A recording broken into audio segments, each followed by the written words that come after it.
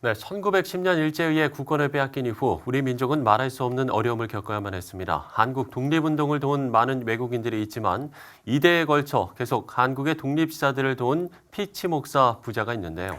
네, 아들 조지 애슈모어 피치 목사도 아버지의 대를 이어 대한민국의 독립운동을 적극 도왔습니다.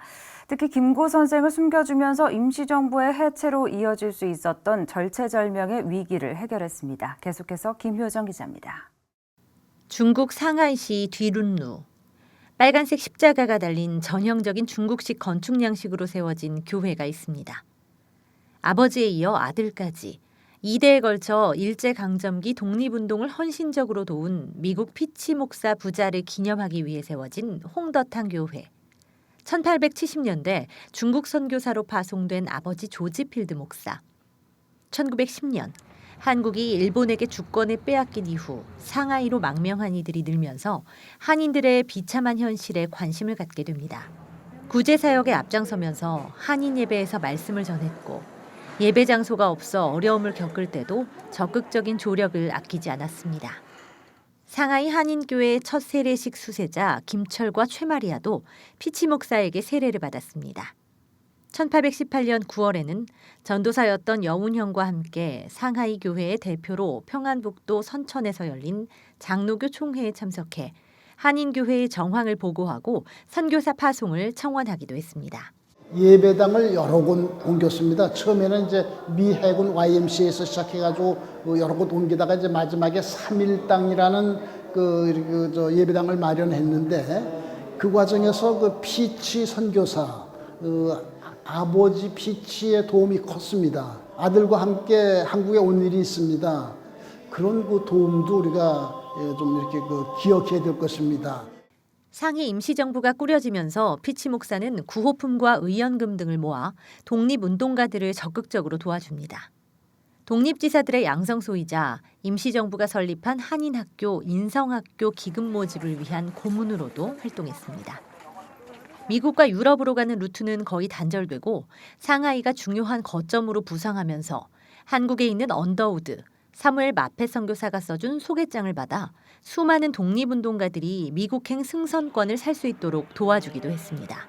상하이 일본 총영사관이 미국 총영사관에 피치 목사의 한인 지원 활동을 항의하면서 압박을 가할 정도.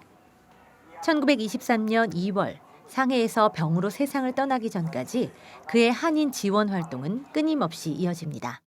임시정부의 기관지인 독립신문에 실린 부고.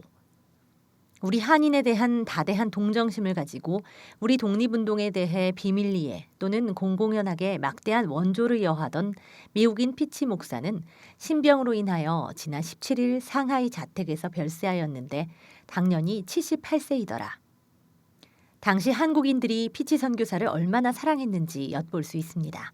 피치 목사님 통해서 한인 구제라든가 또 여러 가지 도움들을 의료라든가 옷이라든가 생활 환경을 도와주셨던 유명한 선교사님 피치 목사님 통해서 그런 독립운동의 주도적인 역할을 교계에서 감당했기 때문에 자연스럽게 많은 사람들이 따르게 됐지 않았을까.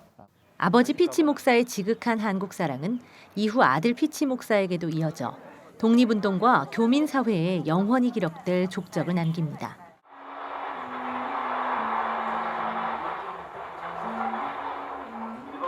윤봉길 의사의 도시락 폭탄 의거 바로 다음 날인 1932년 4월 30일. 상하이 주재 일본 영사관 경찰부는 대한교민단 임정사무소를 급습합니다. 독립운동가들을 체포하는 데는 낮과 밤이 따로 없었고 사건을 주도한 김구 선생에게는 당시 돈 20만 위안, 지금 가치로 58억 원의 현상금이 걸렸습니다. 거금의 현상금과 조여오는 일제의 감시 속 누구도 믿을 수 없는 상황이 전개되고 김구 선생의 상하이 탈출은 개인의 목숨을 넘어 임시정부의 미래가 걸린 민족 사활의 문제로 떠오르게 됩니다. 꺼져가던 임시정부의 생명을 불어넣은 중국 파송 미국인 선교사 조지 애슈모어, 바로 아들 피치 목사였습니다. 조지 애슈모어 피치 목사는 망설임 없이 김구 선생을 20여일 동안 자신의 집에 숨겼습니다. 네, 김구 선생을 자신의 집 요리사라고 말하며 적극적으로 숨겨주던 조시 애슈모어 목사는 상황이 악화되자 피신 계획을 세웁니다. 김구 선생을 위장시켜 차에 태운 뒤 자신이 직접 운전해서 상하이에서 이곳 자신까지 피신시키는 데 성공합니다. 중국 저장성 자신시 메이완 76호. 이곳으로 무사히 몸을 피한 김구 선생은 낮에는 호수 위에서 생활하고 밤이 돼서야 땅에 올라 쪽잠을 자며 불안한 시간을 보냅니다. 네, 이곳은 김구 선생님이 실제로 사용하던 침실 공간입니다. 김구 선생이 직접 사용하던 이 침대의 모습도 그대로 놓여져 있는데요. 지금은 이곳에 잠시 옮겨졌지만 100년 전 당시의 위치는 바로 이곳이었습니다. 일본 경찰들이 들이닥치면 침대 밑에 위치한 비상 공간을 통해서 1층에 있는 배로 몸을 피신했습니다. 김구 선생처럼 임시정부 역시 상하이를 떠나 항저우와 전장, 충진까지 계속 떠돌아다녀야 했습니다. 미국 선교사들은 임시정부 주요 요인들이 피신을 돕고 활동할 수 있도록 지원을 아끼지 않았습니다.